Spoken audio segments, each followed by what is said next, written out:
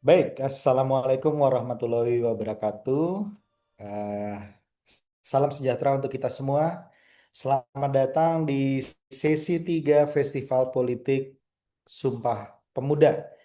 Acara ini diselenggarakan oleh Politician Academy dan kita masuk ke sesi terakhir di hari ini.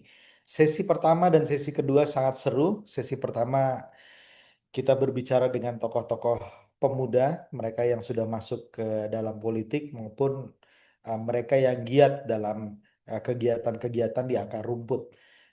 Untuk sesi kedua, kita berbicara dengan para politisi perempuan yang sudah masuk bergabung baik di DPD RI, DPR RI maupun pengamat dan juga mereka yang pernah menjadi staf khusus kepresidenan. Nah, di sesi ketiga ini sesi yang menurut saya paling seru karena kali ini kita berbicara dengan narasumber-narasumber yang keren-keren. Mereka para ketua umum organisasi kepemudaan yang sudah sangat terkenal, sangat kondang dan sangat berpengaruh di tanah air. Mereka adalah Mas Bagas Kurniawan, Mas Bagas, Ketum dari HMI, terima kasih sudah bisa hadir. Terima kasih, Bang Bungas. Baik, kemudian yang kedua ada Mas Arjuna Putra Aldino. Apa kabar Mas Arjuna? Baik, Mas Bungkas. Siap. Yes, Mas Arjuna ini dari Ketum dari GMNI dan ini tampaknya kali kedua ya kita Ya, apa benar, Mas. berdiskusi di dalam satu forum. Yang ketiga di sini ada saya panggilnya Mas atau Kang ini. Mas Dede Prayudi. Terima kasih Mas Dede. Eh, Alhamdulillah sudah bisa hadir. Tadi baru saja selesai tadi saya dengar. Betul, Mas Bonggas, betul. Saya kebetulan lanjut kuliah lagi gitu. Nah, biasanya selesai jam 3, tapi hari ini jam 2 lewat sudah selesai, jadi saya bisa segera bergabung. Siap, terima kasih. Nah, Mas Dede ini eh, backgroundnya kalau dari partai politik dari PSI, ya pengurus teras PSI, ya, pejabat penting kalau di PSI, Nah, dan beliau juga yang lalu sempat duduk di PCO ya, betul, betul, Presidential betul. Ini Communication Office yang sekarang sudah berganti nama menjadi Badan Komunikasi Pemerintahan. Dan Mas Dede sudah mengundurkan diri. Tampaknya dari situ ya Mas Dede ya. iya, ini tapi backgroundnya belum saya ganti lagi ya, Oh nggak background apa-apa, saya. nggak apa-apa. Yang penting sudah terkonfirmasi bahwa Mas Dede baru saja resign. Maksudnya mungkin mau menyelesaikan studi dulu atau mau menggali ilmu lebih dalam lagi untuk kemudian berperan lebih penting lagi. Iya, Mas Insya Dede, Allah. terima kasih waktunya. Dan yang terakhir sudah hadir atau belum? Yang terakhir adalah Bang Safei Effendi. Bang Safei Effendi juga kalau dari partai politik beliau adalah salah satu pengurus di PKB, Partai Kebangkitan Bangsa, dan beliau eh, sebetulnya banyak sekali terlibat di dalam organisasi-organisasi muda. Ya sebelumnya pernah menjadi presiden OIC Youth dan kemudian masih menjadi presiden dari WIMNUS, eh, Wira Usaha Muda Nusantara. Eh, Sekarang beliau di saat yang sama sedang ada kegiatan juga yang diadakan di Hotel Sahid ini di Jakarta eh, dengan topik BRICS ya tentang BRICS dan masa depan kita tahu semua bahwa Indonesia sekarang sudah masuk ke dalam BRICS.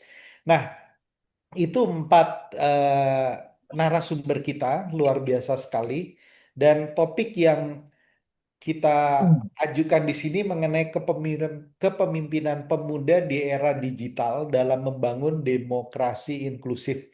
Ini topik yang sangat seksi sekali. Tadi sudah disinggung sedikit di sesi satu, dan sesi satu cukup ramai. Tadi kami rencanakan 1,5 jam, tapi mundur jadi 2 jam, dan itu pun kalau mau dilanjutkan nggak selesai. Ini saya yakin juga di sesi tiga ini juga akan ramai. Nah, Kita mulai saja. Bang Safi mungkin nanti akan menyusul karena dia juga terlibat di tengah acara. Nah, kita ingin mendengarkan pendapat dari narasumber kita tentang topik ini gitu ya, tentang kepemimpinan pemuda di era digital dalam membangun demokrasi inklusif di momen yang sangat penting bagi para pemuda, yaitu Hari Sumpah Pemuda, ya di mana 97 tahun yang lalu eh, anak-anak muda semua bergerak untuk kemudian maju eh, menyatakan Sumpah Pemuda. Nah, bagaimana relevansinya ini di dalam konteks subtopik ini? Saya mungkin minta yang pertama kali Mas Arjuna Putra Aldino dari GMNI untuk Ya, memberikan respon terhadap topik ini. Silakan, Mas. ya, terima kasih Mas Bonggas. Pertama-tama saya ucapkan terima kasih buat Political Academy, sukses dan bisa terus melakukan edukasi. Ya, catatan dari saya soal politik pemuda, pertama Pak Bonggas dan kawan-kawan, yang perlu kita amati adalah apakah partisipasi politik muda hari ini, politisi muda hari ini, itu sudah inklusif seperti yang ingin dicapai oleh Political Academy. Kalau kita lihat dari beberapa data, baik Mapper Corner maupun eh, Puskapol UI, kita lihat bahwa partisipasinya mereka itu sebenarnya bagian dari political dynasty atau punya hubungan kekerabatan. Nah, ini yang paling banyak tercermin dari hasil pemilu kita baik tahun 2019 maupun tahun 2024 ini. Jadi banyak dari mereka itu memang bagian dari elit lama. Jadi yang terjadi sebenarnya bukan regenerasi tapi elit renewal. Ini yang menurut saya berbahaya buat partai politik apa demokrasi saya terutama Pak ini. Kalau tidak seperti itu terus, maka kita bisa tidak menutup kemungkinan seperti Nepal. Nepal itu ada keresahan tentang bagaimana anak muda ya yang tidak mendapatkan pekerjaan, mereka tidak punya privilege atau underprivilege, ya kan? Tapi di lain sisi ada muncul orang-orang muda yang kerap kali digadang-gadang sebagai mewakili anak muda, tapi sebenarnya mereka adalah bagian dari jejaring elit politik lama. Nah, ini yang kemudian partai politik ini tidak menyadari ini, karena partai politik terjebak dalam benar-benar logika elektoral ya, karena mereka pengen cepat, maka yang dicari adalah mereka yang pengusaha kaya maupun politik polisi-polisi bagian dari jejaring politik lama yang memang jejaring modalnya simboliknya sudah eh, terbentuk. Nah, di sini partisipasi minim sehingga menurut saya sebenarnya anak-anak muda ini bukan tidak mau berpartisipasi, tapi memang ada struktur politik, ada exclusion by political structure. Nah, politik structure ini bahaya sekali. Kita bisa seperti Nepal nanti. Kalau tidak ada ruang politik yang membuka semua itu. Nah, partai politik menurut saya yang perlu kita kritik, pertama adalah lemahnya kaderisasi ya, menurut saya. Karena memang mereka terjebak dalam high cost politik. Nah, high cost politik ini memang ya kita memang harus mau mengevaluasi apakah pemilu yang proporsional terbuka ini sudah ideal, ya kan? Terus yang kedua, partai hari ini itu pembiayaan politiknya itu tidak dari anggota ataupun dari eh, massa yang dia miliki, kader ya. Kalau di harusnya kan yang ideal itu dari iuran anggota ataupun apa orang yang mau berpartisipasi ya, anggota kan bukan hanya mereka yang duduk di anggota dewan ya, member partai itu harusnya bagian dari masyarakat itu sendiri yang meyakini bahwa partai ini bisa menjalankan aspirasi publik. Nah, sekarang itu eh, orang per orang bahkan tergantung pada salah satu orang. Jadi fenomenanya malah bahkan partai hari ini itu menggait orang-orang yang kuat secara modal maupun secara simbol apa modal sosial, modal politik, modal ekonomi ya untuk meraih eh, kursi. Ya banyaklah menggait anak pejabat, menggait apa pengusaha-pengusaha kaya raya. Nah, ini yang sebenarnya problem dalam partisipasi politik itu. Nah, sehingga ya membeku hanya orang itu saja. Demokrasi kita pun demokrasi yang membeku. Nah, aksi kemarin eh, bulan Agustus yang lalu, itu kan banyak menyoroti politisi-politisi di parlemen yang eh, mereka terpilih tapi minim kerja. Nah, karena itu sebenarnya siapa yang bertanggung jawab atas ini semua adalah partai politik menurut saya. Karena memang kinerja anggota dewan, bahkan kinerja pemerintahan kan hampir semua eh, pejabat-pejabat itu direkrut oleh partai atau punya koneksi dengan partai. Nah, itu yang seharusnya partai evaluasi karena kaderisasi, lemahnya transparansi di partai, ya, hanya bahkan hampir semua partai kita ini sekarang personal party, Pak Bungas, menuju personal party itu sangat berbahaya. Jadi sudah seperti PT ya, sudah seperti ya hanya bergantung pada satu CEO gitu loh. Nah, itu yang menurut saya eh, menciptakan politik yang tidak sehat, yang kemudian Gen Z ini yang sehari-harinya gaji di bawah UMR, hanya freelance, dia nggak punya pekerjaan, ya kan? Gen Z masyarakat biasa ya, maksudnya yang pendapatannya menengah, mereka tidak punya tabungan, terjerat pay letter. Nah, itu yang menurut saya itu akan menciptakan shock, ledakan, menurut saya ledakan yang tidak kalah hebat dari Nepal. Menurut saya merasa bahwa eh, politik kita ini tidak melihat apa yang terjadi di akar rumput. Ya, mereka cenderung menggampangkan bahwa oh gampang nanti setelah pemilu saya guyur uang, saya kasih serangan fajar, membeli loyalitas dari pemilih, udah cukup. Nah, itu yang menurut saya agak berbahaya. Kalau itu diterus-teruskan, menurut saya bukan hanya kita tidak mampu mencapai bonus demografi, tapi kita bisa menjadi negara konflik kalau kayak gitu, kayak Nepal, kayak negara-negara di Afrika. Berbagai macam indikator kemajuan itu tidak bisa kita capai. Menurut saya itu, Pak Bungkas.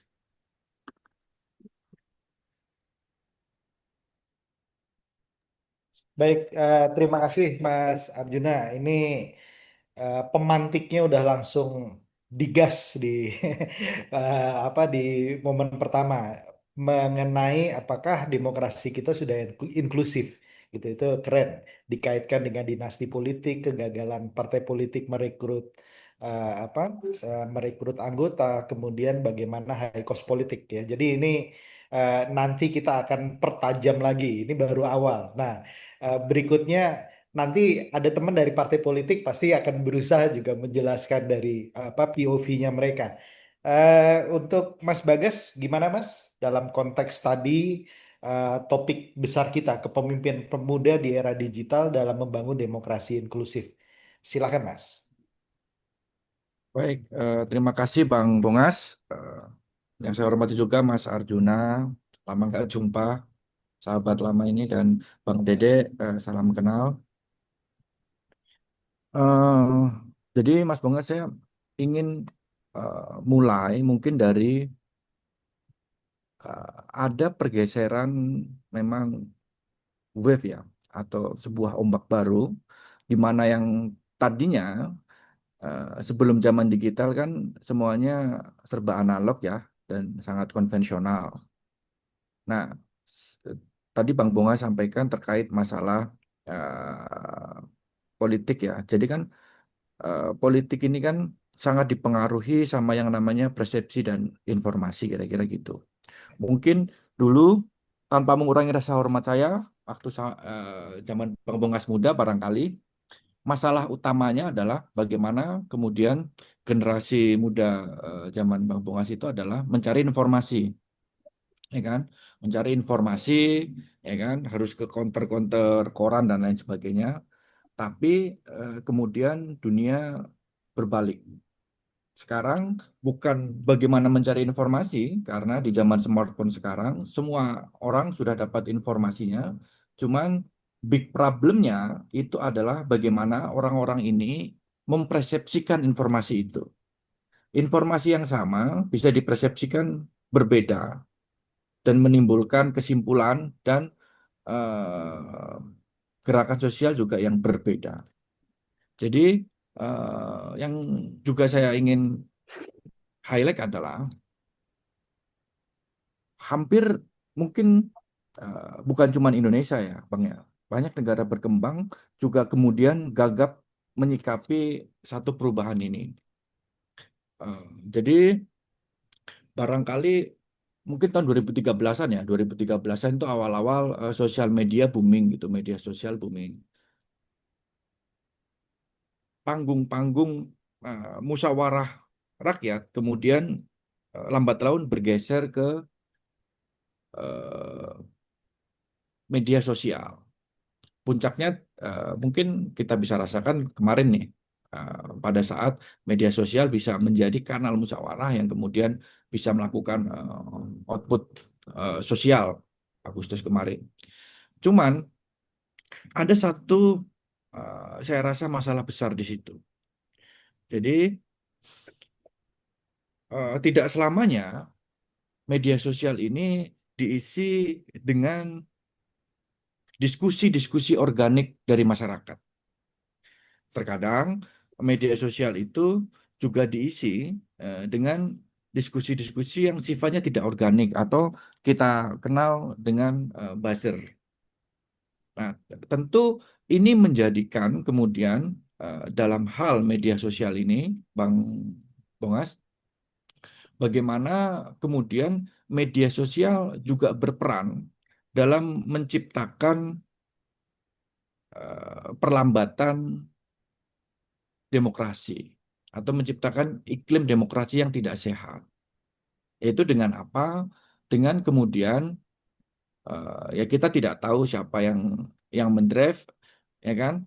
Tapi kanal itu digunakan untuk melakukan opini yang barangkali juga bisa tepat, juga barangkali bisa tidak tepat, ya kan, melalui buzzerisasi itu. Nah, banyak hal yang kemudian buzzerisasi ini atau buzzer ini menggantikan musyawarah-musyawarah rakyat. Mungkin Bang Bongas, eh, banyak hal juga yang kemudian dalam perjalanan kita ini, karena informasinya tidak utuh, ya kan, menimbulkan satu kesimpulan yang juga tidak tepat.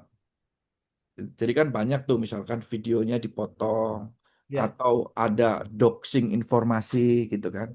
Nah, itu yang kemudian ditangkap di masyarakat, ya kan, dan mengganggu iklim demokrasi kita. Nah, itu bagaimana kemudian media sosial berpengaruh secara ini ya Bang, secara destruktif dalam demokrasi. Tapi di satu sisi, Bang, saya membaca juga beberapa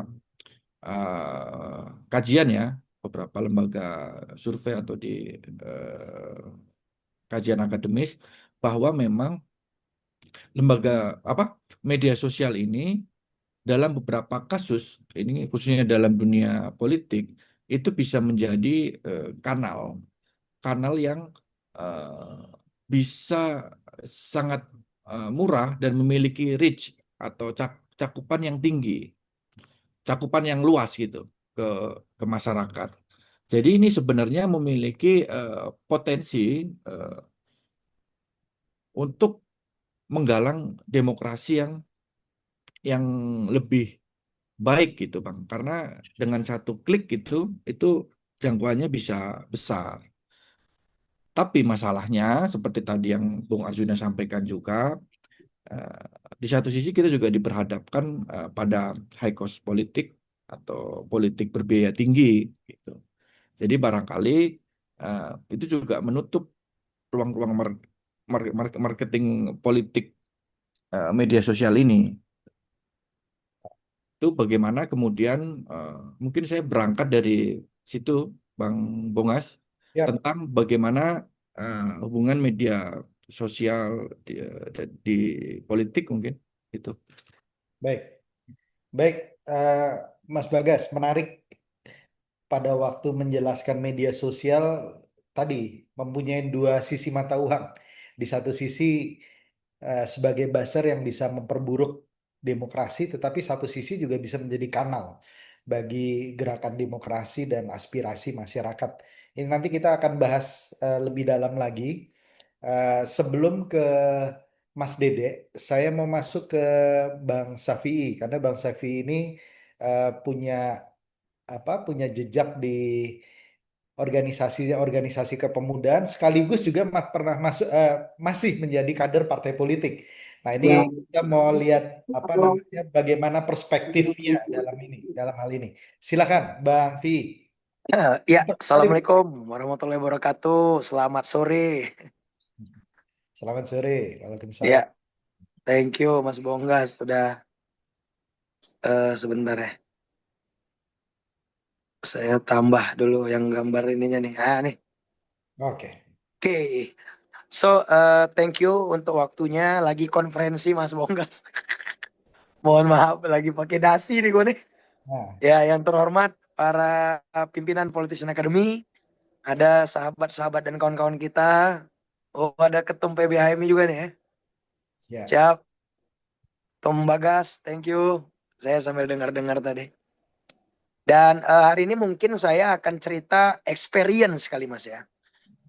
Tentang kondisi gerakan politik kita dan kondisi Gen Z. Jadi sebelum kemarin itu pecah kudeta di Nepal. By the way saya baru dari Nepal. Jadi 2 minggu sebelum kejadian berdarah itu terjadi, saya di Nepal tuh, di Kathmandu. Kemudian berdiskusi dengan banyak anak-anak muda di sana. Dan saya melihat memang sekarang itu ada sebuah gap ya. Yang ini sebenarnya adalah masalah sekaligus peluang untuk kita anak muda. Masalahnya adalah yang memimpin kita ini sekarang itu nggak ngerti dunia kita. Nah, itu satu tuh. Gitu ya. Contoh ya. Misalnya gini, joget-joget ya waktu parlemen kemarin joget-joget itu sebenarnya mungkin di circle senior-senior kita biasa aja gitu. Tapi bagi Gen Z yang megang TikTok ini masalah, Pak.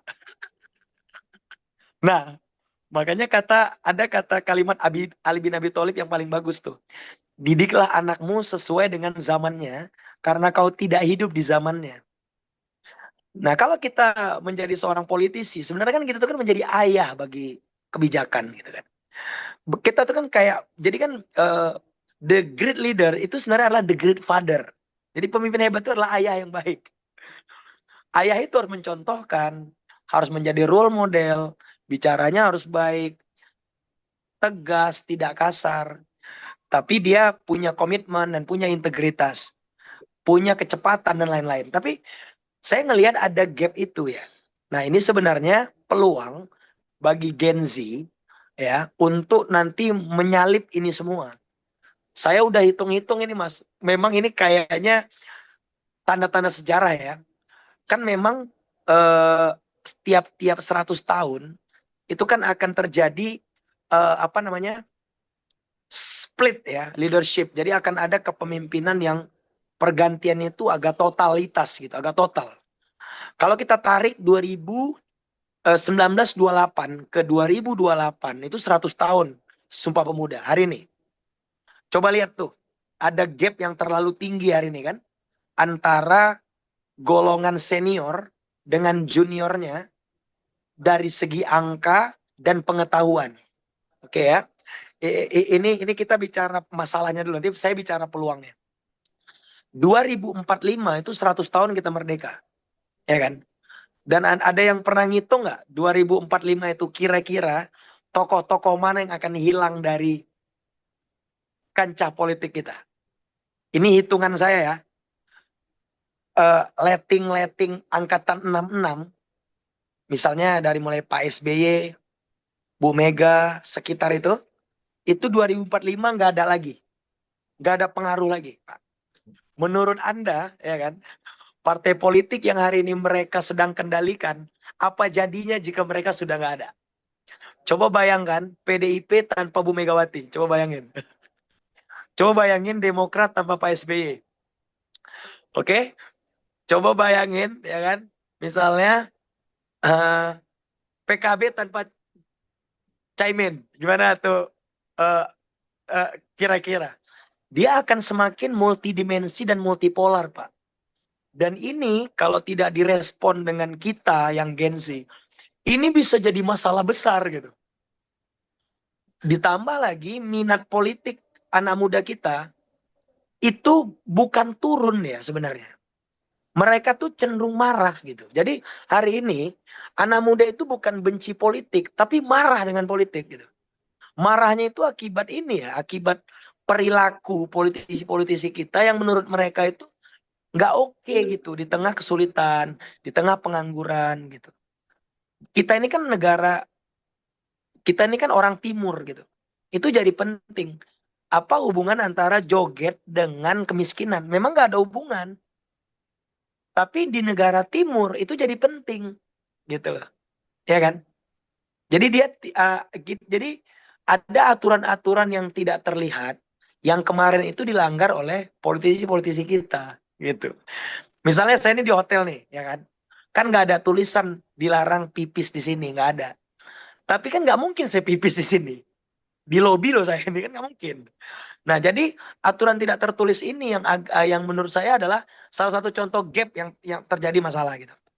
Nah, peluangnya adalah teman-teman Gen Z harus ngerti politik dan ngerti sejarah. Ya, kalau ini Anda lewatkan, maka Anda akan menjadi komoditi. Kalau Anda baca buku Rise Above the Crowd, bagaimana keluar dari keramaian, anak muda hari ini harus mulai melawan pemimpin muda ya, saya maksudkan ini, mulai melawan tatanan kebiasaan lama. Contoh, orang bersosmed hanya untuk gibah-gibahan. Anda bersosmed misalnya untuk mengembangkan diri atau meningkatkan karakter leadership, misalnya kayak begitu. Saya kan rajin datang ke makam-makam ya, Mas Bongas tahu lah tuh. Hobi aja tuh. Hobi aja. Kemarin datang ke makamnya Presiden Pakistan, Mas. Yang pesawatnya itu meledak di atas itu kan. Jadi keanehan. Jadi orang di usia saya ngapain lah nih abang ini ke makam-makam pemimpin-pemimpin dunia. Ya saya mau belajar karena memang untuk memimpin kita butuh 3 komponen kan kata Sun Tzu. Kenali lawan, kenali diri, dan kenali medan. Tanpa mengenal sejarah kita tidak akan mengerti medan. Bagaimana cara kita memimpin Indonesia sementara kita tidak mewakili mereka semua.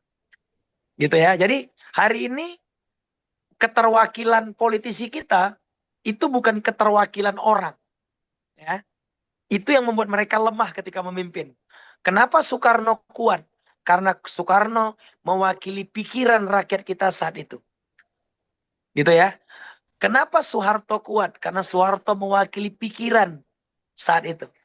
Nah, hari ini tugas pemimpin kita, termasuk kita ini, saya juga lagi persiapan, harus mulai membaca pikiran rakyat kita dan memimpin pikiran itu. Nah, ini yang perlu dimiliki oleh Gen Z sebenarnya. Nah, Gen Z ini tantangannya adalah cuma satu kata kalau menurut saya, distraksi. Tantangan Gen Z itu adalah distraksi. Tarikan pengalian fokusnya ketinggian, Mbak. Sehingga mereka tidak fokus kepada hal-hal substansi yang penting gitu. Jadi distraksinya ketinggian. Ya kan? Perlu ada literasi khusus tentang sosial media. Saya kalau ketemu anak muda, saya bilang gini, coba lihat Instagrammu, saya bilang. Mau ngapain bang? Nih, kulihat ya. Coba lihat berandanya, saya bilang. Jadi beranda itu kan langsung kelihatan tuh.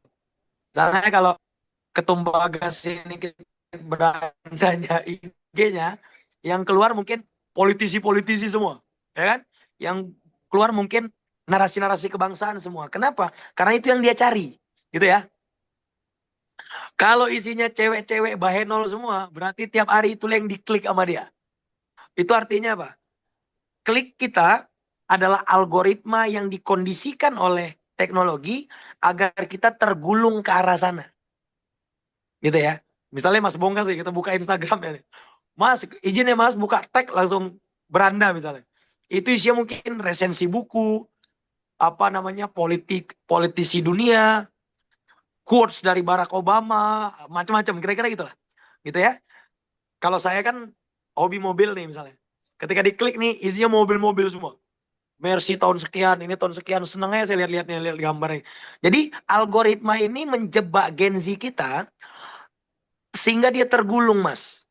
Dan itu mereka menjadi komoditi, mereka menjadi market atau sasaran penjualan kaum-kaum kapitalis yang memang lagi berbisnis menggunakan platform itu. Nah, pertanyaan saya, di mana ruang politiknya? Nggak ada. Makanya hari ini teman-teman gini, dulu zaman kita ya, kita misalnya berjaket KNP itu udah keren banget, Mas. Kita pakai Gordon HMI itu keren banget ya kan.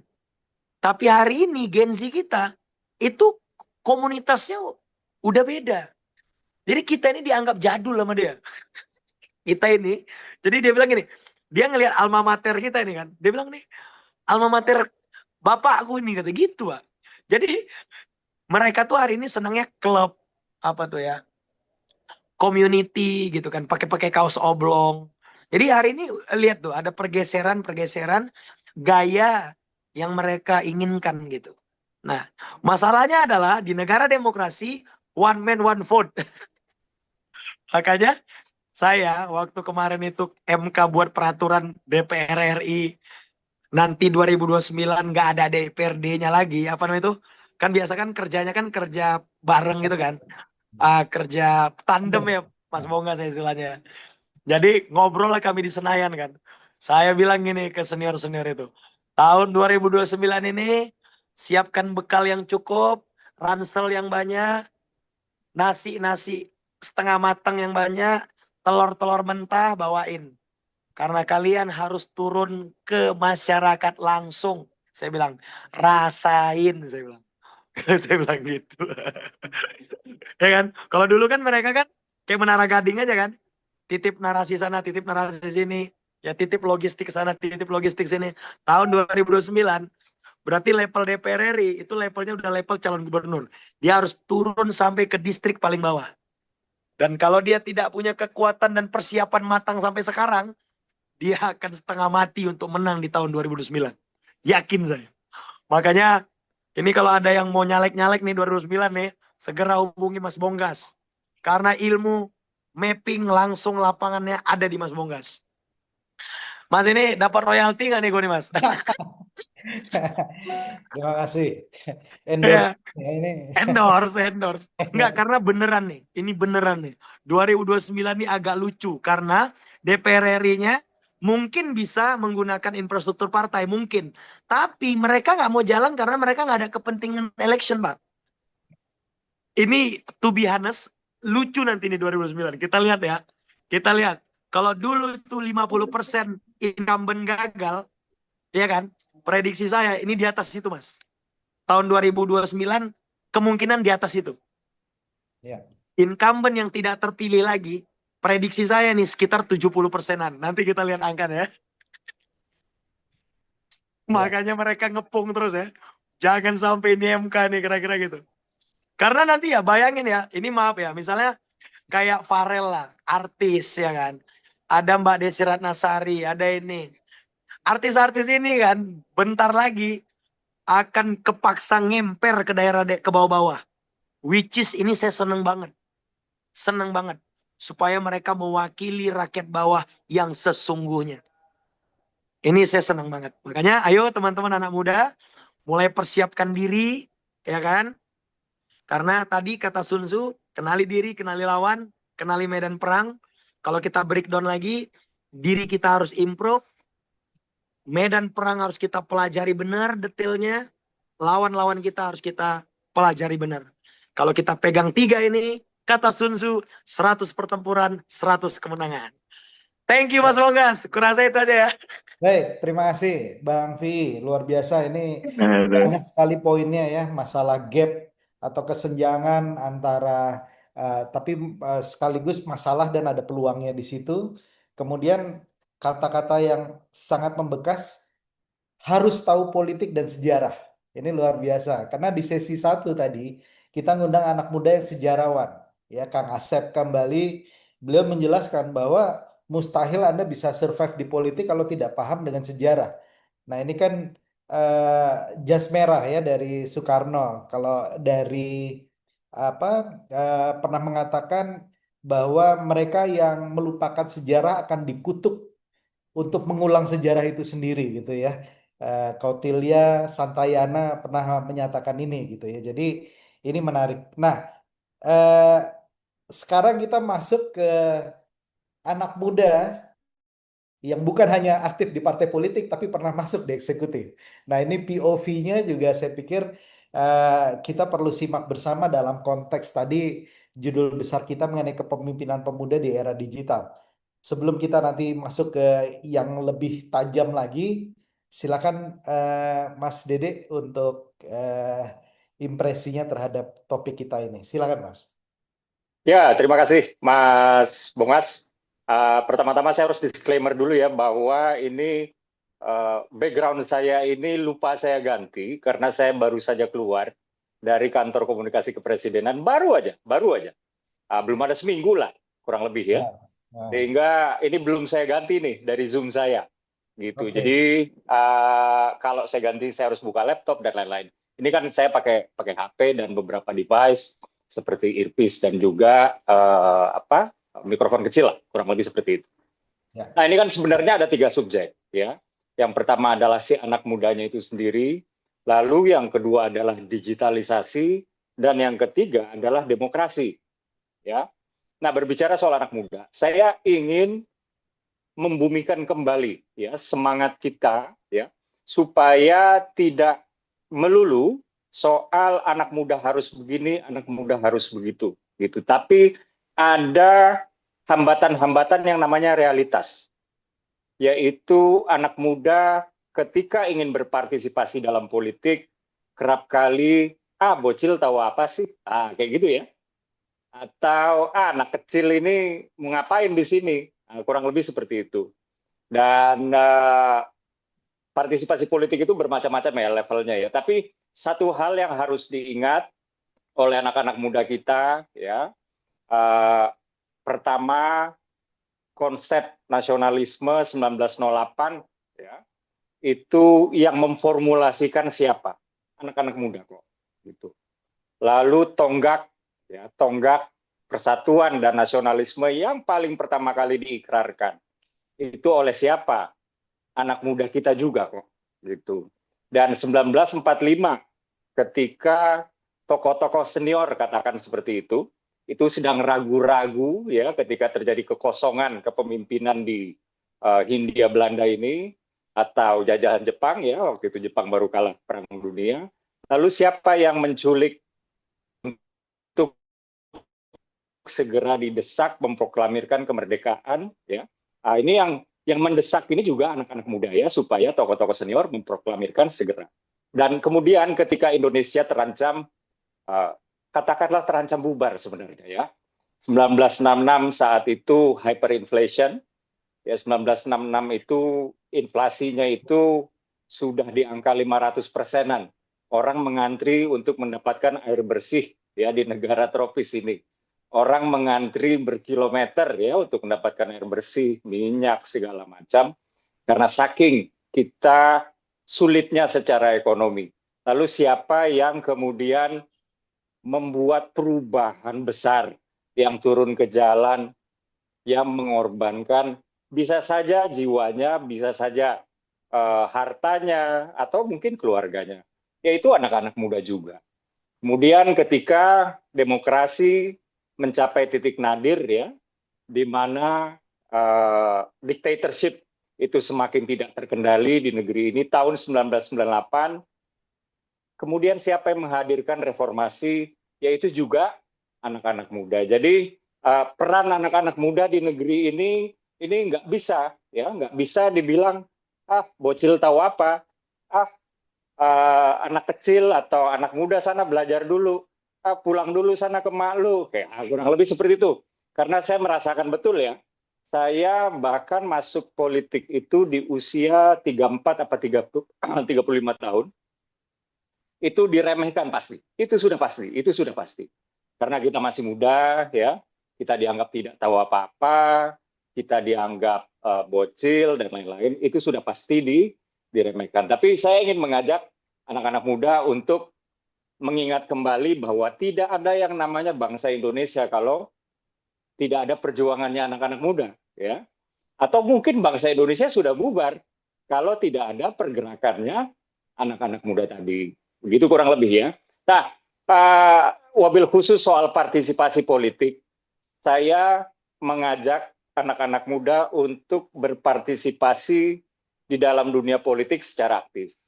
Kalau tadi ya di awal disebutkan bahwa misalnya kerusakan demokrasi atau ada loophole lah di negara ini terkait dengan dunia politik itu disebabkan oleh partai politik, saya pikir itu ada benarnya ya.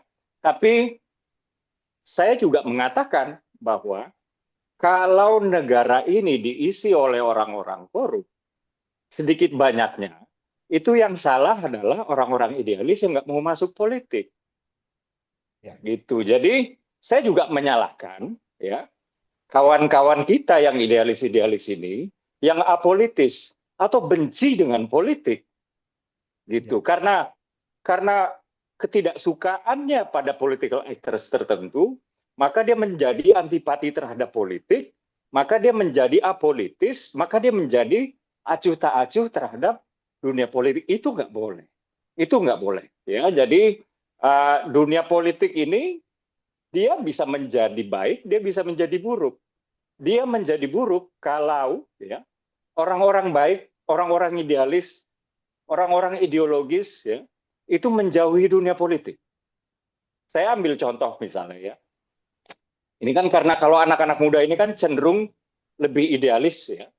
Cenderung lebih ideologis lah, kurang lebih seperti itu ya, dibandingkan dengan yang sudah lebih senior lah, yang lebih realistis gitu-gitu ya.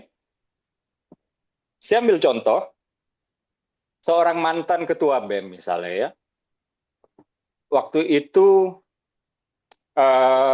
selesai dari kuliahnya, bergabung ke sebuah partai politik.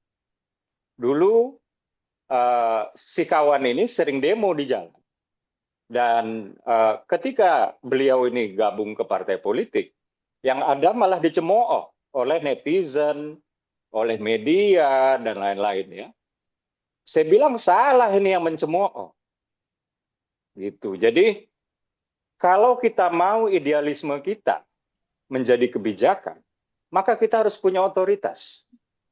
Kalau kita mau memiliki otoritas, maka kita harus memiliki platform atau memiliki wadah yang memenangi hati rakyat. Kurang lebih seperti itu ya. Dan itu hanya bisa didapatkan dari kerja-kerja elektoral. Tapi harus diingat ya, itu kita harus diawali dengan kalau kita menginginkan idealisme politik kita menjadi kebijakan. Jadi tujuannya bukan untuk mencari kekayaan, tujuannya bukan untuk menguruk keuntungan pribadi, kurang lebih seperti itu ya. Jadi anak-anak muda itu harusnya banyak yang masuk partai politik, jangan dicemooh. Lalu saya mendapat counter, dibilang, iya bang dia kan sendiri, nanti dia terkontaminasi. Lalu saya bilang, lah kalau misalnya ada satu orang udah lu cemoohin, gimana ada orang kedua, ketiga, ke 100? Gitu. Jadi saya justru menyarankan anak-anak muda ini bukan hanya untuk berpartisipasi politik dalam artian sensitif terhadap dinamika politik, itu baik sekali ya. Tapi setelah itu apa? Kan kalian kan nggak selamanya jadi mahasiswa. Setelah itu lulus dan lain-lain lah. Gitu. Ini partisipasi politiknya kalau bisa ditingkatkan. Buat yang punya minat ya, jangan minatnya ini justru setelah melihat keadaan politik sekarang, terus menjadi benci politik, padahal udah ada minat. Tapi justru minatnya inilah yang kemudian membawa dia mundur dari politik, karena dengan minat itu dia melihat politik itu begitu kotor. Misalnya seperti itu. Saya ada analogi lah, ya, waktu saya sebelum bergabung ke politik. Begini, saya itu sebelum ke politik jauh lebih mapan hidup saya daripada saya semenjak saya di politik. Tapi begini, kalau kita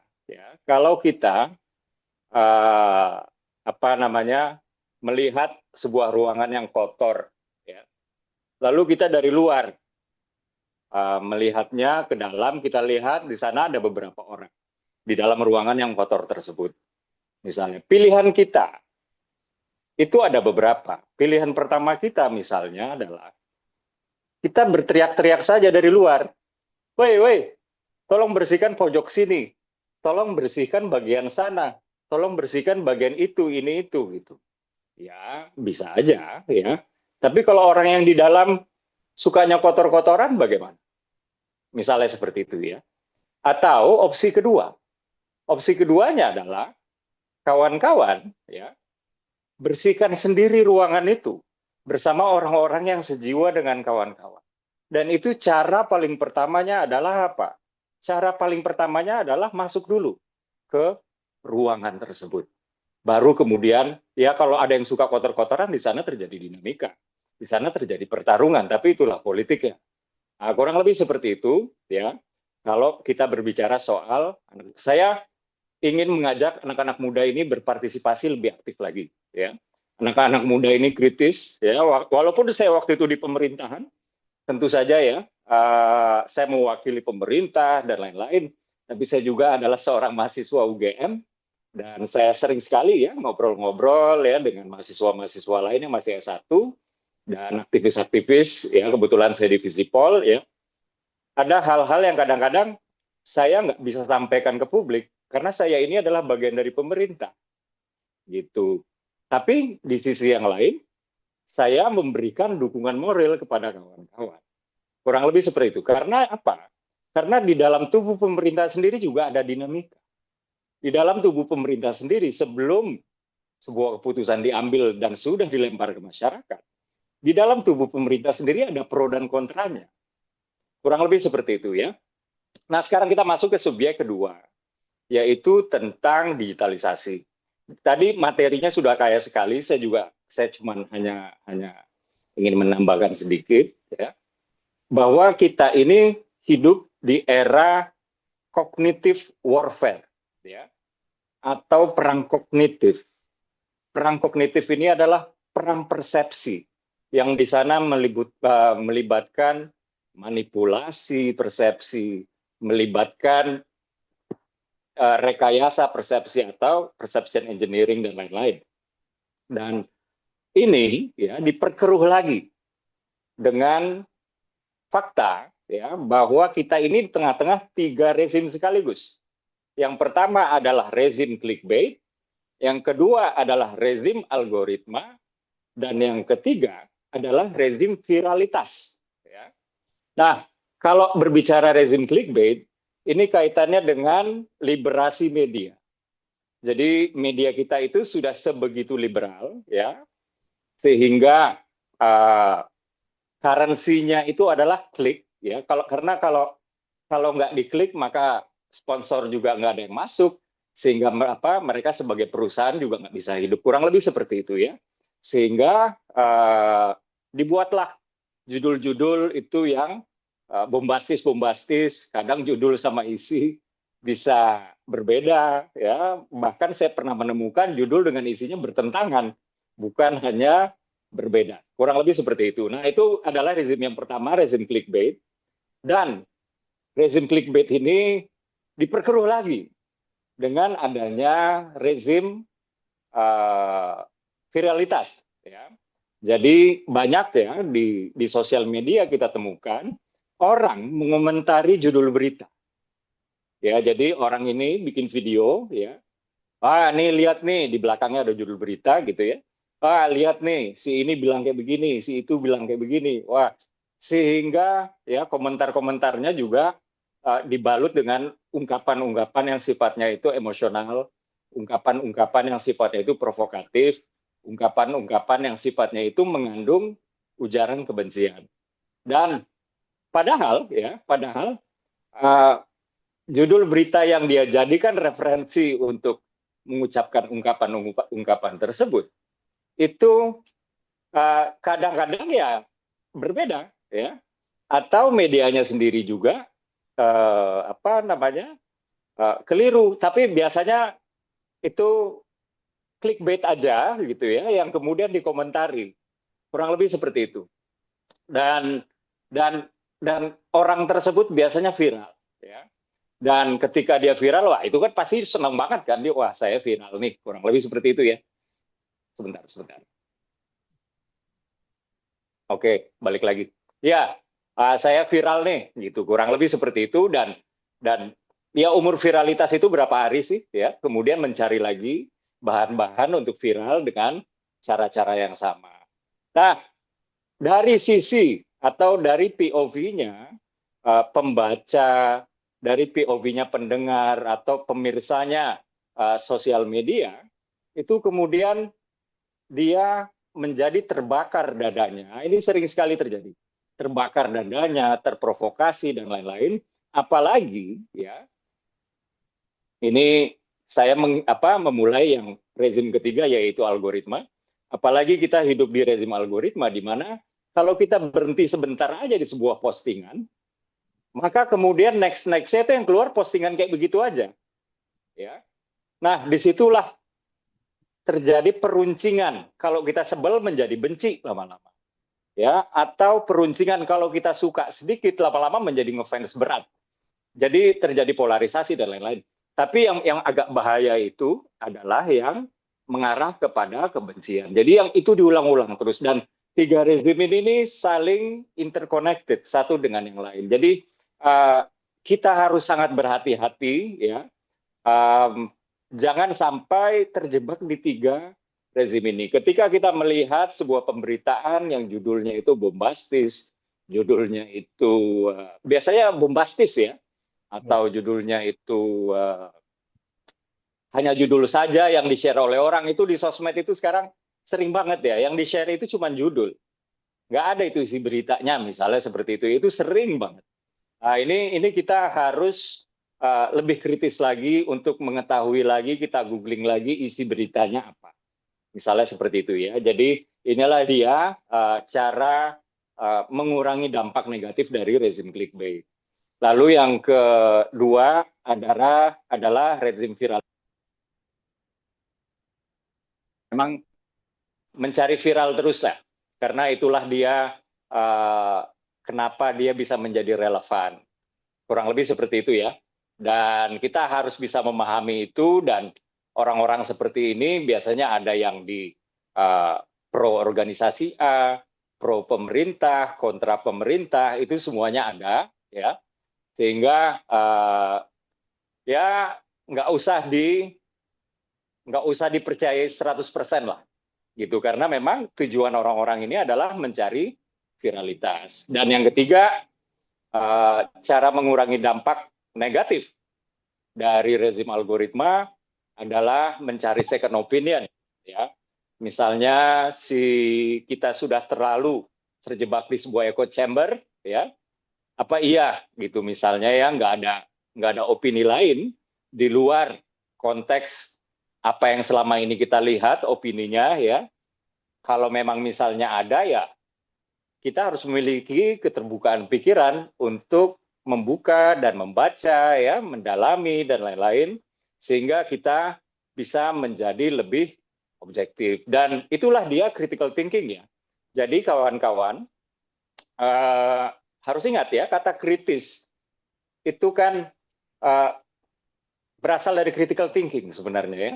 Dan salah satu fitur critical thinking itu adalah objectivity dan juga balance.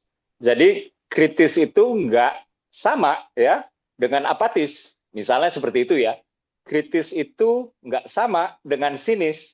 Misalnya seperti itu. Jadi kalau misalnya kita merasa kritis karena kita nyalah-nyalahin si A terus, itu belum tentu kita kritis.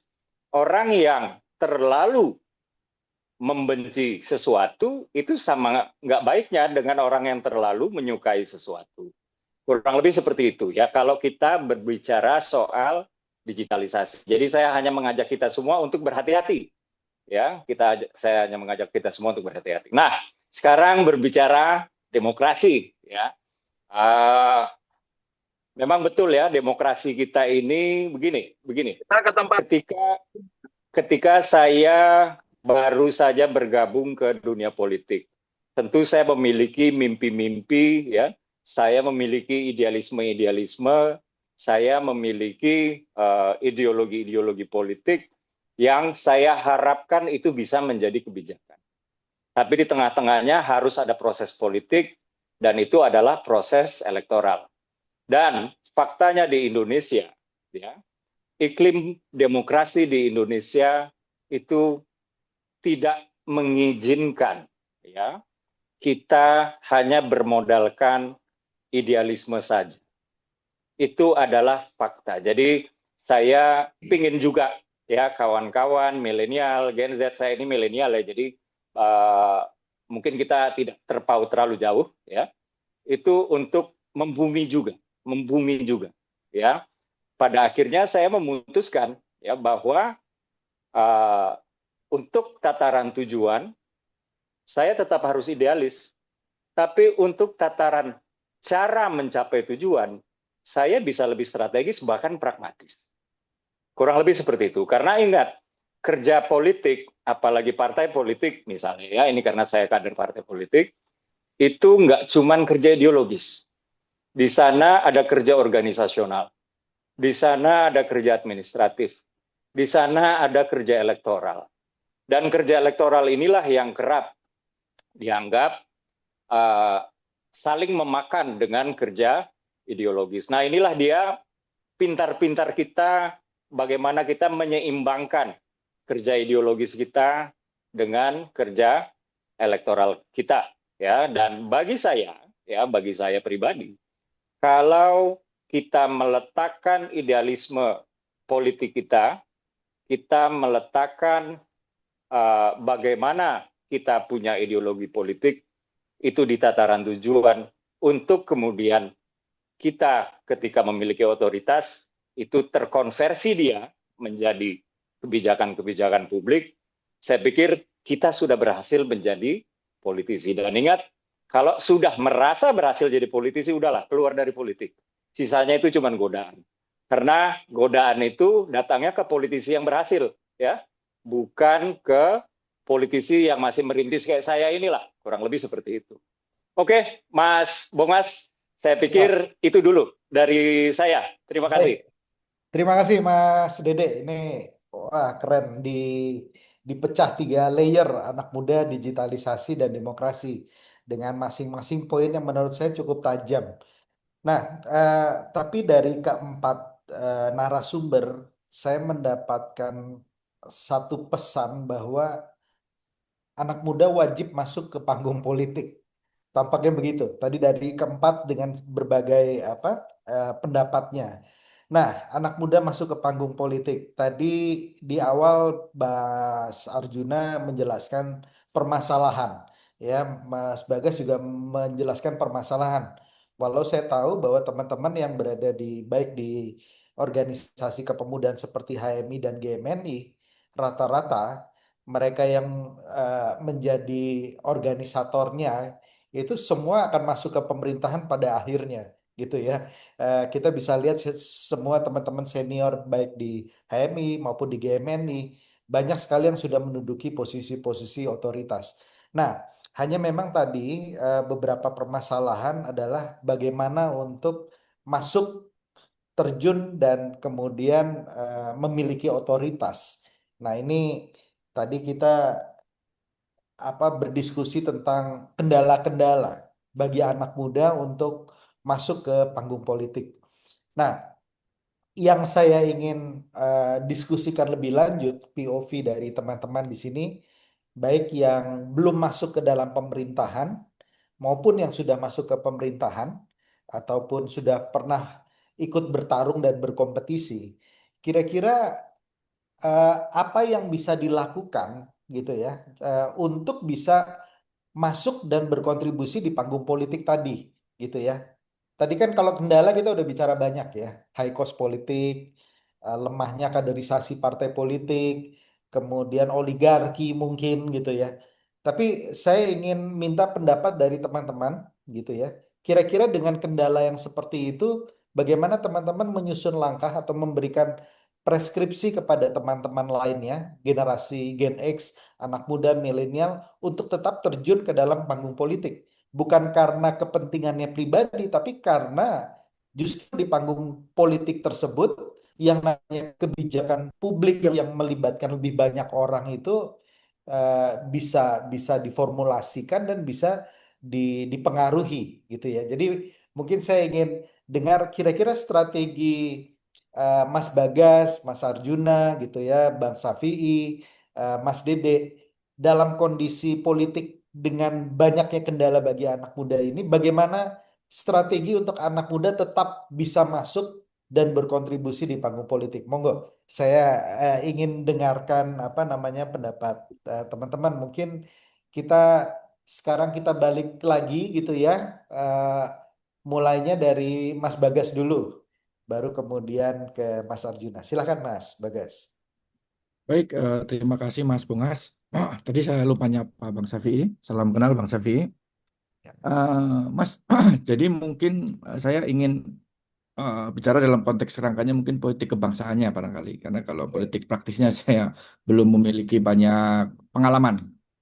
oke, Jadi Mas Bungas dan teman-teman sekalian, jadi kalau regenerasi itu hal yang pasti terjadi ya saya kira ya Bang ya. Jadi anak-anak muda itu pada zamannya, pada saatnya itu pasti akan menggantikan generasi tua itu pasti. Nah, cuman saya ingin mungkin melakukan beberapa catatan Bang ya. Eh, Jadi kan negara ini atau bangsa ini kan harus ada progresnya gitu. Jadi biar sekarang ada progres, nanti pas generasi anak-anak muda, generasi kita atau generasi Bang Dedek lah, nanti ada progres dan itulah konsep membangun kira-kira itu. Nah, saya ingin berangkat mungkin karena momentumnya itu adalah Sumpah Pemuda, ya kan? Ada satu hal besar yang menurut saya eh, perlu kita ini lagi, Mas, apa namanya? Refleksikan lagi. Jadi di Sumpah Pemuda itu ada satu hal besar yaitu tentang masalah identity. Jadi nation identity. Jadi bagaimana kemudian Sumpah Pemuda itu bisa menghasilkan identitas kebangsaan, identitas nasional, ya kan? Yang mana ada identitas tentang tanah air, identitas tentang bahasa, identitas tentang bangsa gitu. Yang barangkali pada saat itu menjadi hal yang sangat mewah, sangat heroik, sehingga bisa menjadi hal yang masyarakat pada zaman itu ya, masyarakat pada zaman itu ini nih identitas kita gitu. Nah, yang sekarang perlu kita refleksikan, apakah kemudian narasi itu sudah cukup menjadi identity di bangsa kita. Bukan cuma anak muda mas, tapi di bangsa secara universal. Karena kenapa identitas ini jadi sangat penting mas? Jadi saya mungkin eh, menyatur merujuk ini ya beberapa tahun lalu tahun 2012-an lah 2012 atau 2013 saya lupa. Jadi ada seorang ilmuwan yang Francis Fukuyama dia ngeluarin buku baru tuh namanya Identity gitu. Jadi tentang bagaimana derasnya arus digital ini menyebabkan hal-hal yang sifatnya psikologis itu lebih berpengaruh daripada hal yang sifatnya rasional. Jadi politik ideologis kemudian tergeser dengan politik martabat gitu.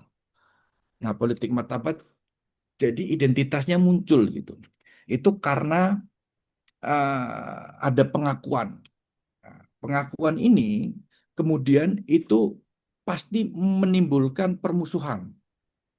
Nah, negara-negara yang tidak memiliki nation identity yang kuat pasti akan terjebak pada polarisasi dan apa namanya politik identitas yang merusak.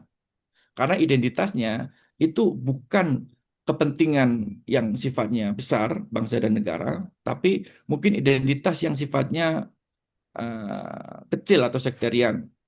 Mohon maaf bisa identitas SARA atau identitas yang lebih kecil gitu. Sehingga menimbulkan gesekan horizontal itu menjadi uh, sangat apa namanya sangat sangat keras yang sehingga merusak suatu negara dan tanda-tandanya itu di beberapa negara sudah mulai terlihat lah kira-kira seperti itu. Nah, jadi supaya kita tidak masuk ke keterperosokan demokrasi ini, ya kan Mas. Jadi ya kita eh, cobalah kita sama-sama ini untuk bagaimana kita merefleksikan ulang tentang identitas itu, identitas bangsa itu, yang mana ini harus dirumuskan secara sama-sama. Tentu saja misalkan HMI aja nggak akan sanggup, atau eh, mungkin dari satu golongan politik juga nggak akan sanggup untuk membentuk politik identitas ini, supaya kita tidak terjebak dalam yang namanya politik resentment ini. Jadi politik-politik sentimen, politik-politik martabat-martabat semu, politik-politik identitas semu yang sifatnya destruktif. Dan yang kedua, Mas, itu tentang bagaimana, ya kan, kita bisa menjadikan tolak ukur inklusivitas institusi itu sebagai bagian dari kerja nyata negara gitu, baik rakyat maupun apa namanya pemerintahan. Karena gini, Mas, eh, setelah selesainya tadi ideologi ini, kan hampir semua negara cukup pragmatis ya, saya kira Mas ya, dalam hal kesejahteraan. Nah, negara yang kemudian bisa keluar, kan tentu kita memiliki goals, kita memiliki tujuan kan Mas, untuk bisa lebih sejahtera, untuk bisa menjadi negara maju gitu. Nah, mereka yang memiliki institusi yang inklusif. Nah, itu. Nah, inklusivitas institusi ini itu jadi hal yang sangat penting gitu. Jadi bukan hanya kemudian dalam perangkat ekonomi katakanlah, kita tidak hanya dinilai dari pertambahan misalkan kapital atau tenaga kerja, tapi juga bagaimana pembangunan sistem birokrasi, ya kan, pembangunan institusi yang memberikan pemerataan hak dan penyerapan aspirasi publik. Gitu. Hampir di semua negara maju pasti ada hal ini gitu.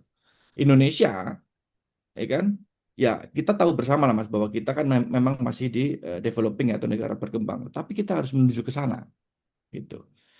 Jadi ada tiga hal yang menurut saya penting, yaitu untuk membangun institusi inklusif itu. Yang pertama, kita mulai dulu bangun demokrasi yang inklusif. Jadi demokrasi yang memang memberikan pemerataan hak untuk semua, ya kan, dan memberikan kesetaraan untuk warga negara. Jadi saya ambil contoh nih Mas, mungkin case ya. Ini Ya. kemarin unek-unek terbaru lah, unek-unek terbaru HMI gitu. Terkait katakanlah yang paling baru itu dana transfer daerah gitu.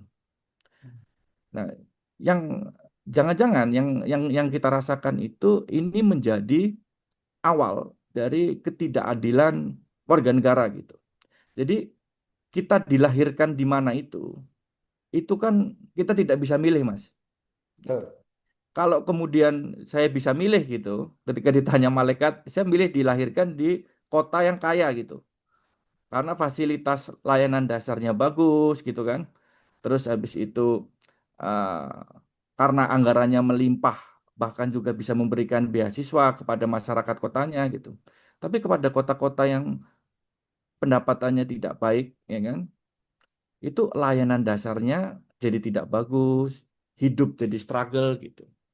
Nah, ini jadi satu hal yang dilematis akhirnya, Mas. Ya kan? Jadi jangan-jangan kita itu sudah merasakan ketidakadilan itu dari lokasi di mana kita lahir gitu. Jadi demokrasi inklusif. Terus yang kedua itu tentang keadilan hukum. Jadi keadilan hukum ini menjadi hal yang sangat penting, Mas. Agar apa? Agar ini tidak menjadi api dalam sekam. Rasa-rasa keadilan ini. Dan yang terakhir adalah meritokrasi institusi. Jadi institusi-institusi yang ada itu harus dibangun di dalam fondasi teknokrasi dan meritokrasi gitu. Gitu. Jadi beberapa kali saya lihat Bang Dedek juga di aktif itu sebenarnya menyuarakan ini juga tentang meritokrasi gitu. Karena hal ini penting supaya apa? Supaya memberikan juga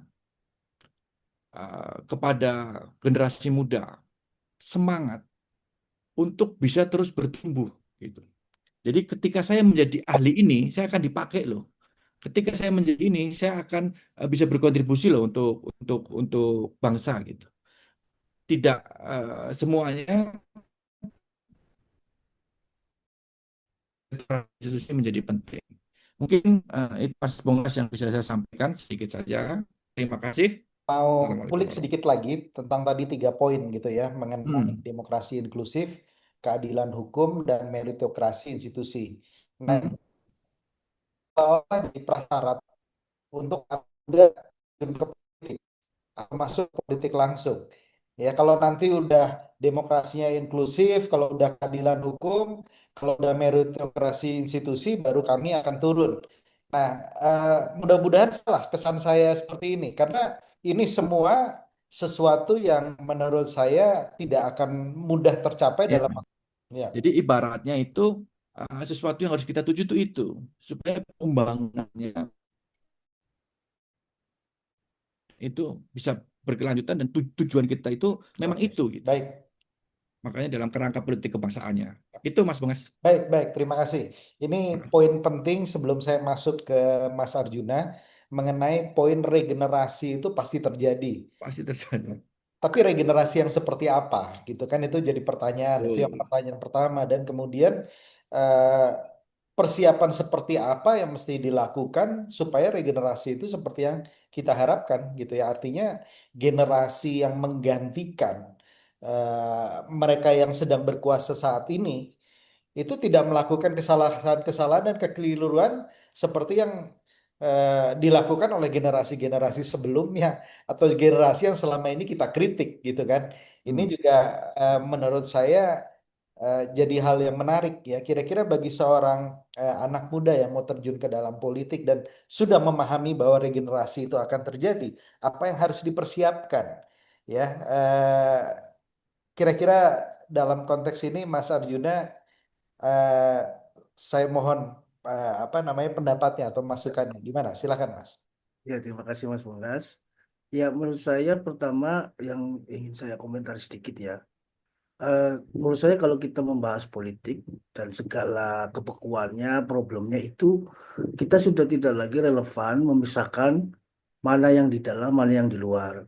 Karena menurut saya semua dari itu adalah political activities, activism. Apapun itu ya, misalnya kayak kami di organisasi mahasiswa, eh, maaf bahkan kelompok petani, kelompok nelayan, kalau mereka memperjuangkan aspirasinya itu adalah political activism gitu loh. Maksudnya itu bukan kalau medannya berbeda ya iya. Makanya justru menurut saya pentingnya ada teman-teman yang di luar justru itu sangat membantu yang di dalam Mas. Karena gini, tidak semua bisa itu disuarakan dari dalam. Karena punya konsekuensi loh. Kalau misalnya saya ada di dalam partai politik, saya mengkritik dinasti politik, jelas saya dipecat Mas.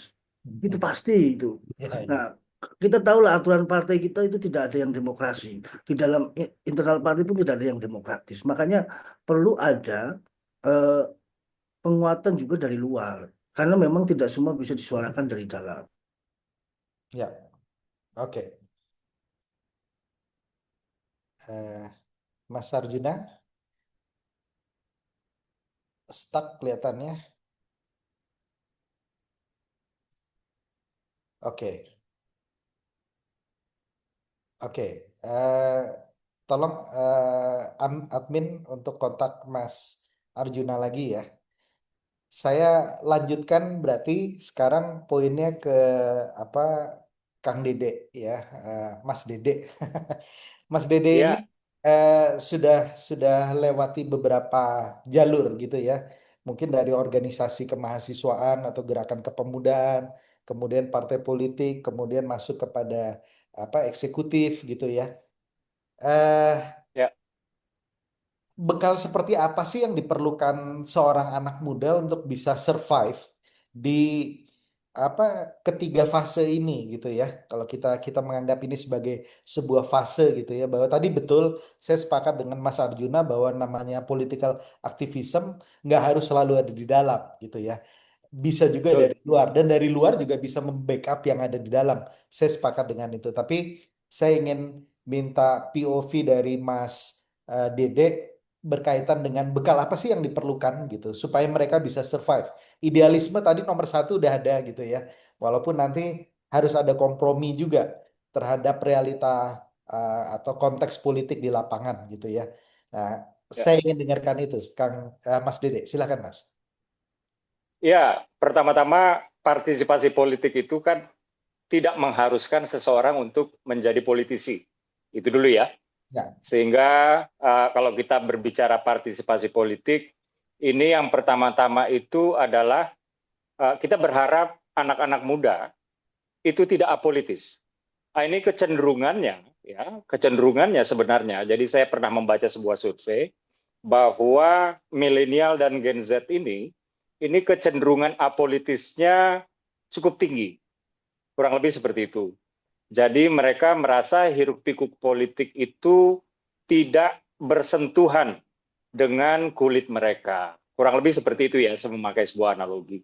Dan betul tadi ya, Mas Arjuna, bahwa kontrol itu hanya bisa dilakukan ketika seseorang itu di luar. Tapi ingat, itu artinya orang tersebut di luar dunia politik, tapi dia tidak apolitis.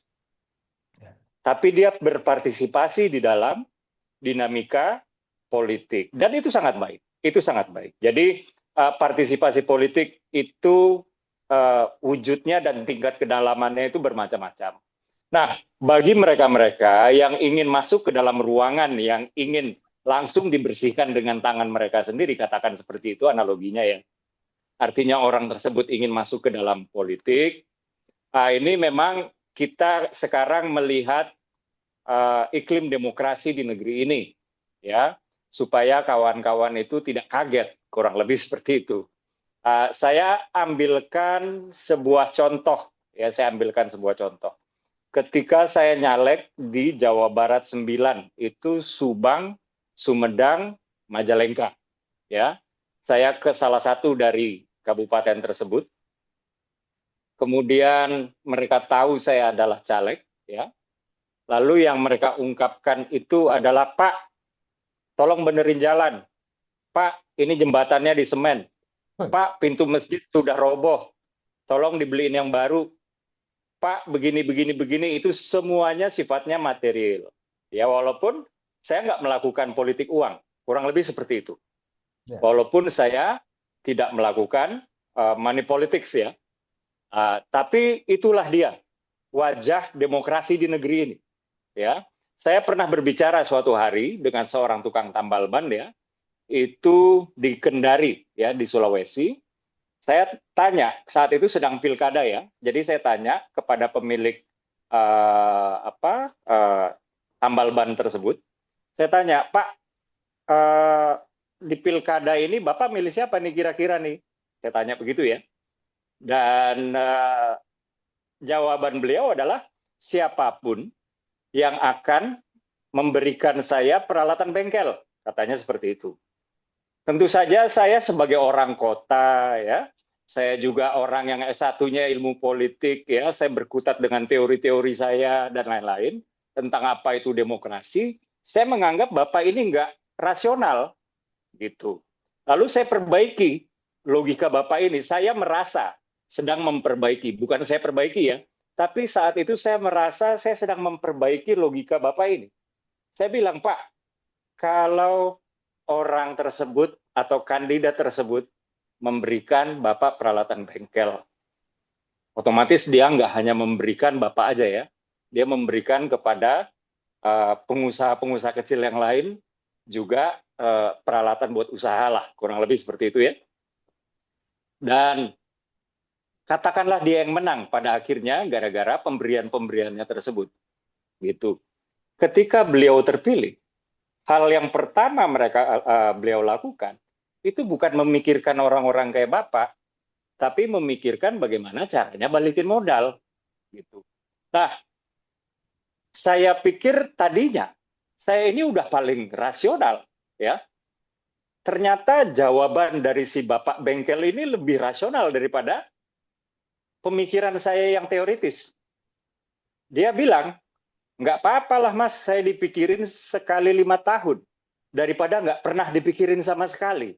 Udah sebegitu tidak percayanya rakyat kita ya dengan calon wakil atau calon pemimpinnya, sehingga kadang-kadang rakyat kita sendiri juga pragmatis gitu. Jadi ini nggak bisa kita menyalahkan siapapun karena ini sudah terlanjur terjadi sejak lama ya. Pemilu itu sudah menjadi ya ladangnya politik elektoral semata.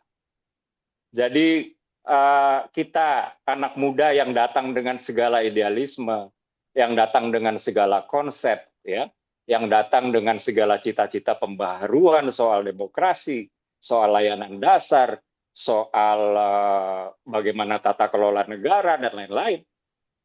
Ternyata sampai lapangan yang diinginkan oleh publik, yang diinginkan oleh masyarakat itu adalah benerin pintu masjid, itu adalah ngaspal jalan, itu adalah nyemen jembatan gitu. Jadi inilah dia realita demokrasi kita yang tadi saya bilang. Ketika saya turun dari surga ke dunia politik dengan segala idealisme saya hanya berpikir bahwa cita-cita yang idealis hanya bisa diraih dengan cara-cara idealis, buyar semua akhirnya. Gitu Mas Bongas. Jadi ini dulu ya. Saya memperkenalkan iklim demokrasi dulu. Jangan sampai nanti kawan-kawan ketika turun ke masyarakat juga menjadi kaget. Kurang lebih seperti itu ya.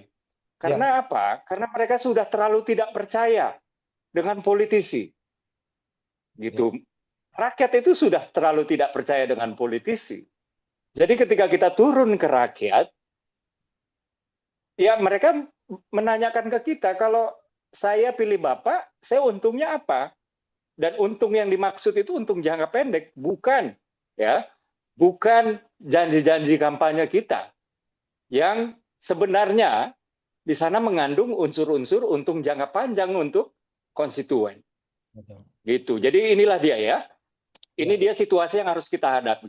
Saya jujur saja ya, saya berharap negeri ini populasinya akan segera betul-betul dikuasai milenial dan Gen Z. Saya berharap betul, ya. Kenapa? Ya, karena begini. Di Indonesia itu akses terhadap pendidikan itu semakin hari semakin baik, ya. Jadi dapat kita katakan bahwa anak-anak muda kita ini tingkat pendidikannya lebih baik daripada generasi sebelumnya. Ya, dan ini adalah sebuah kabar baik untuk literasi politik sebetulnya, Mas Ponggas. Jadi saya melihat sebuah optimisme di sini sebenarnya ya. Jadi di balik katakanlah dalam tanda kutip realita-realita kita dalam berdemokrasi dan lain-lain, itu mudah-mudahan nanti akan tergerus zaman sendiri. Karena anak-anak muda kita lah yang kemudian, milenial dan Gen Z inilah yang kemudian lebih menguasai populasi di Indonesia. Saya berharap seperti itu. Nah, sekarang terkait dengan strategi masuk ke politik ya.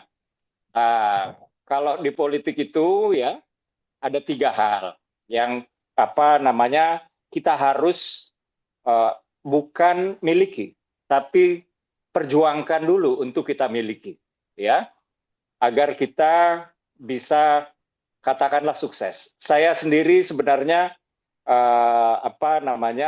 masih berada di garis perjuangan ini. Yang pertama adalah experience, ya. Yang pertama adalah experience. Tentu saja pandangan kita kan tadi sudah disebut ya, ilmu Sun Tzu, betul sekali, dan saya sepakat sekali dengan ilmu tersebut bahwa kita harus kenal medan. ya. Mengenali medan ini biasanya itu akan semakin baik dengan bertambahnya pengalaman kita. Kurang lebih seperti itu ya. Jadi yang pertama itu memang experience. Tapi kan semua experience yang segudang pun juga harus dimulai dari nol kan. Jadi jangan takut. Ya. Seorang Akbar Tanjung ya yang begitu kawakan itu juga memulai politik juga dari zero experience juga kok. Nah, itu yang pertama ya. Jadi yang pertama itu adalah experience. Yang kedua adalah networking.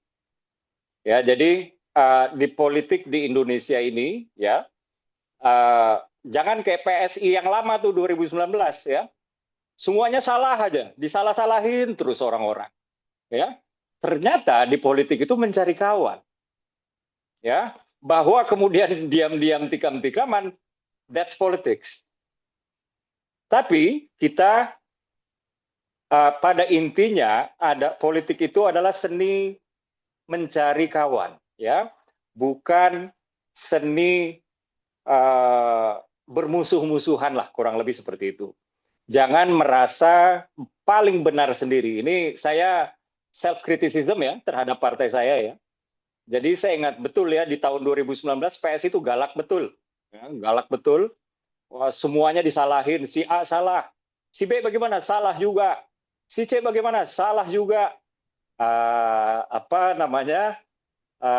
Ini kita pada akhirnya terjebak di paradigma merasa benar sendiri. Gitu. Dan lebih parahnya lagi ya, yang membenci kita itu semuanya menginginkan kita untuk tidak tumbuh.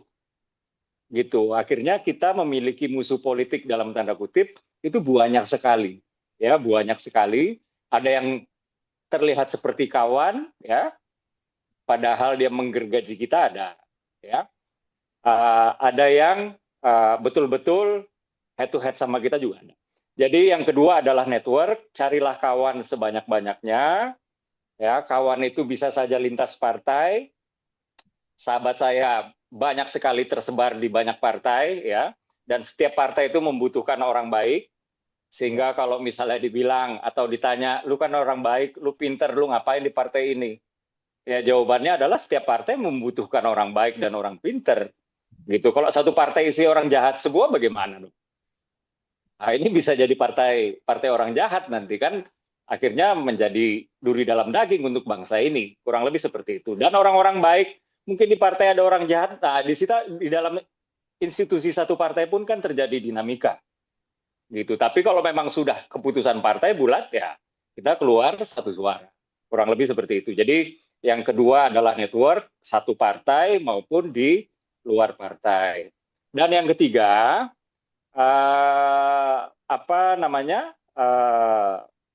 itu adalah modal finansial. Nah, ini anak muda yang sering susah nih, biasanya ya, modal finansial.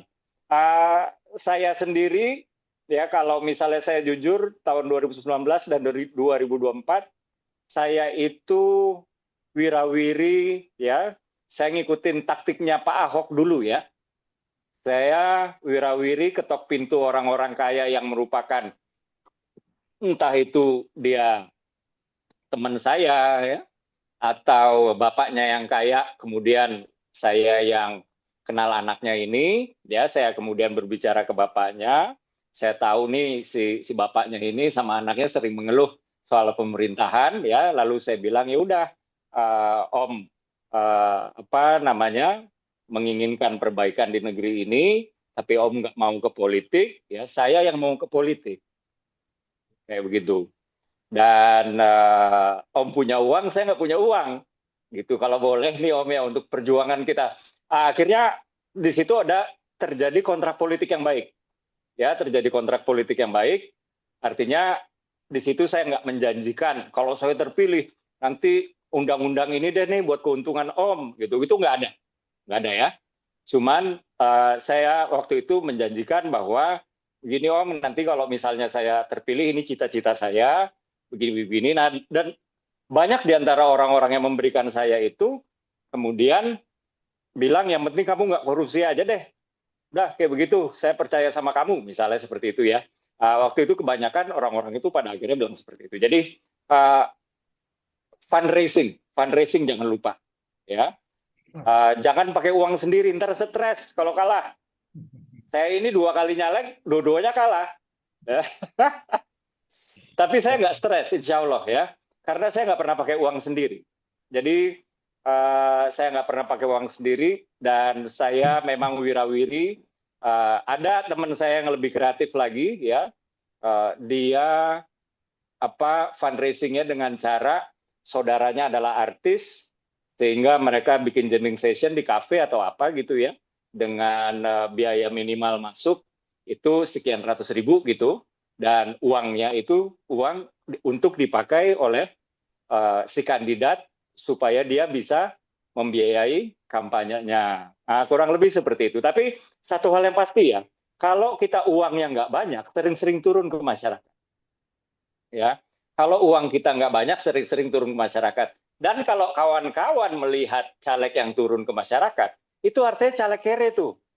Ya, caleg yang banyak duitnya itu nggak turun ke masyarakat. Namun herannya mereka lah yang menang. Ya. Ya, itu realita. Ini saya bicara realita ya. Saya bicara realita ya, bahwa ada caleg-caleg yang bahkan saya kenal itu yang terpilih ya, dan dia sering rajin turun ke masyarakat. Tapi yang paling banyak terpilih itu adalah mereka-mereka yang jarang atau bahkan tidak pernah turun ke masyarakat sama sekali. Karena ada cara-caranya lah. Saksi misalnya ya, saksi di TPS itu kan money politics terselubung. Misalnya ya, kenapa saya bisa bilang kayak begitu? Karena misalnya satu TPS dia naruh 5 orang saksi, sementara di dapilnya itu ada katakanlah 7.000 TPS. Gitu. Itu udah 35.000 suara dia dapat sendiri. Misalnya seperti itu ya. Belum lagi kalau dia bilang kalau keluarga kamu dari 5 orang ini ya, memilih saya dan lain-lain, bisa kamu buktikan, wah nanti uangnya bisa saya tambahin nih.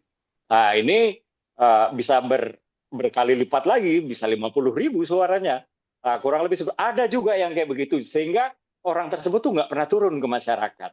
Jadi mungkin ini yang tadi kita yang dari tadi kita sejak awal bahas soal demokrasi kita ya, bahwa kadang-kadang mereka-mereka yang terpilih atau mereka yang sudah duduk ini nggak mengerti keadaan di masyarakat, ya, nggak mengerti psikologi masyarakat, ya, sehingga ketika terpilih itu nggak sensitif.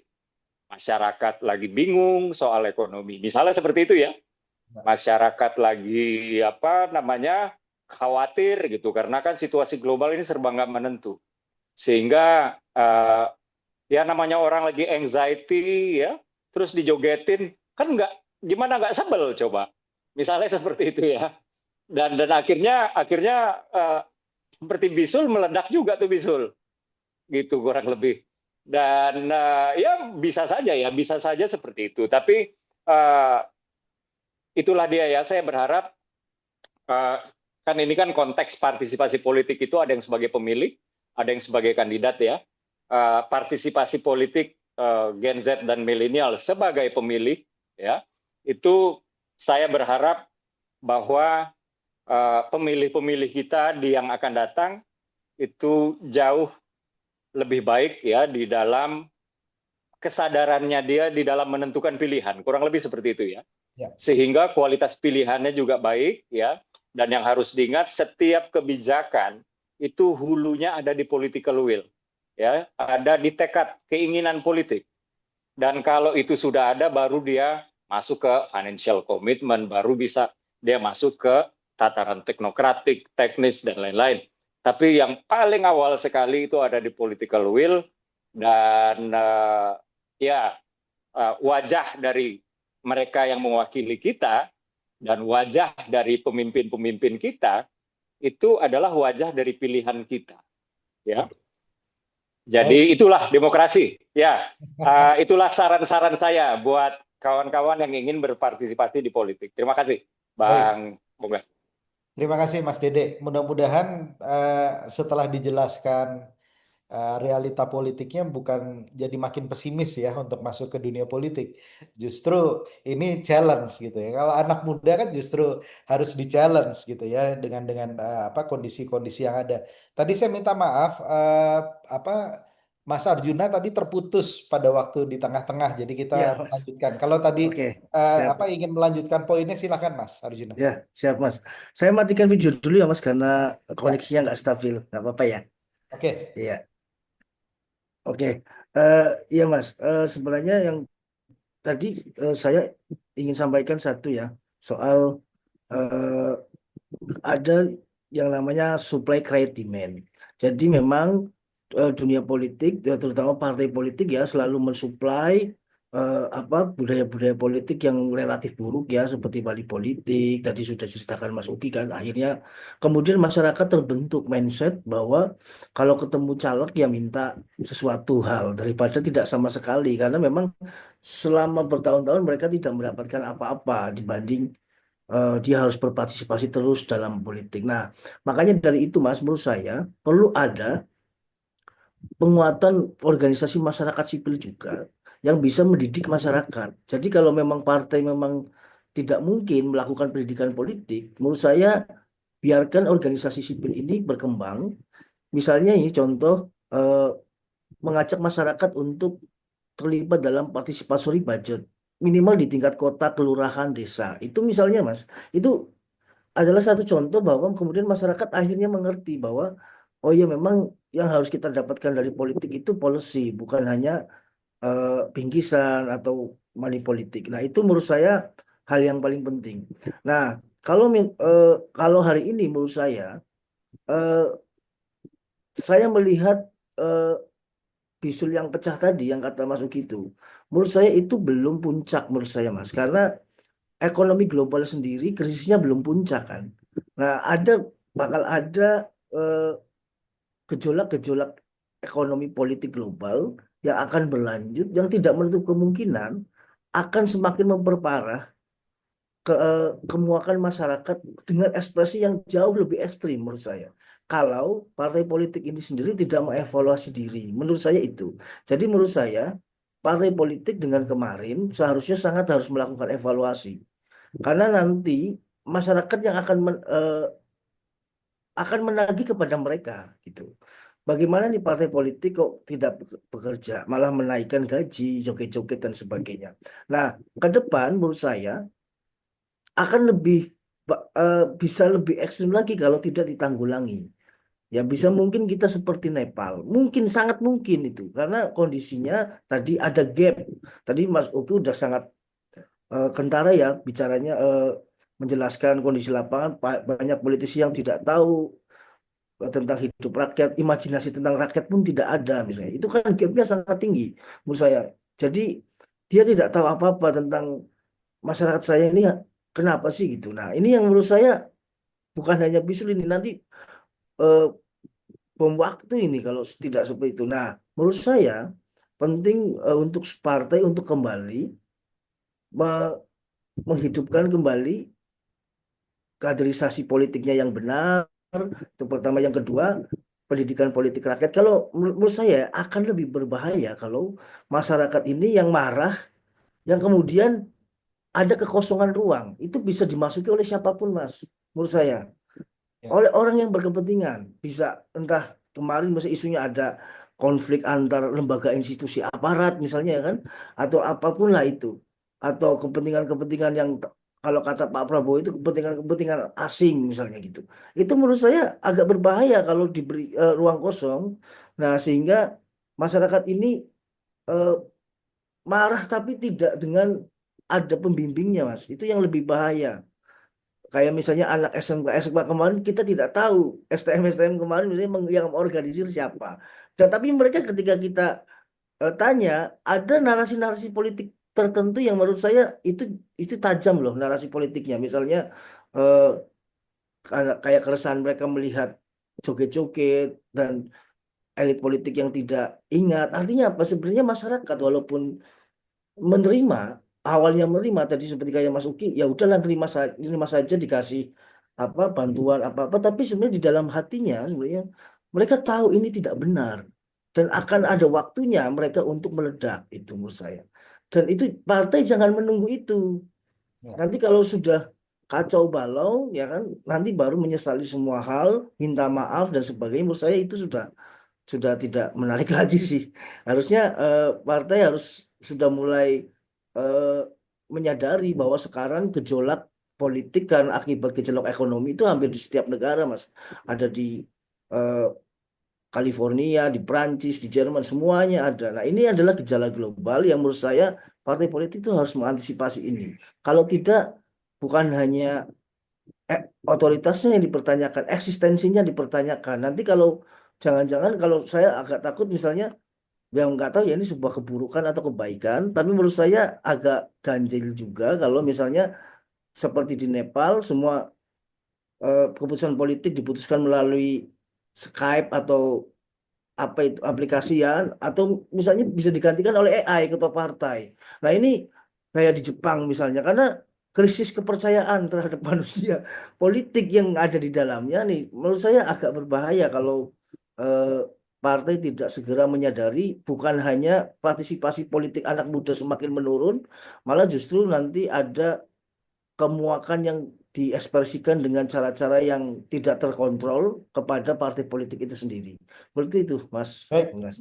terima kasih Mas Arjuna. Pentingnya partai politik untuk eh, bukan hanya mengevaluasi diri, tapi merubah diri gitu ya, menyesuaikan dengan perkembangan di lapangan supaya eksistensinya eh, bisa bisa terus bertahan gitu ya, bukan tadi dipertanyakan.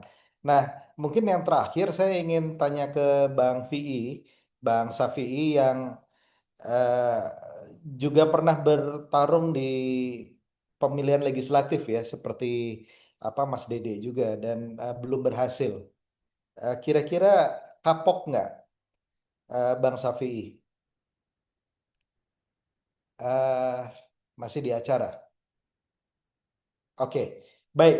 Eh, Kalau gitu saya ini kita bisa lebih ya, ini udah jam 4 lebih 10 kita jadwalkan hanya sampai jam 4. Nah, tapi diskusi kita sesi 3 ini sangat menarik karena betul-betul sudah membumi ya.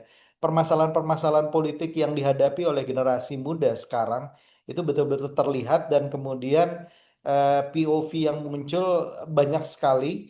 Eh, Ya, walaupun sekali lagi saya katakan yang namanya permasalahan di satu titik bisa menjadi peluang di sisi yang lain, gitu ya. Jadi saya ingin membungkus apa sesi ketiga ini dengan sebuah optimisme juga bahwa kalau tadi dikatakan berulang-ulang regenerasi adalah sebuah eh, apa sunatullah, sebuah keharusan, gitu ya. Nah, yang perlu dipersiapkan berikutnya adalah generasi yang mempersiapkan untuk regenerasi ini adalah generasi yang harus siap, yang harus tadi paham dengan politik, paham dengan sejarah, generasi yang mempunyai experience, yang kemudian memiliki networking, yang memiliki finansial yang cukup juga, gitu ya. Tadi ada pertanyaan menarik tuh di apa di komen gitu. Yang finansial itu perlu berapa gitu ya. Tentu saja beragam sekali ya. Saya apa membimbing banyak calon legislatif yang terpilih pun modal mereka sangat beragam sekali. Ada yang modalnya nggak masuk akal, saking besarnya gitu ya, istilahnya nggak ada serinya.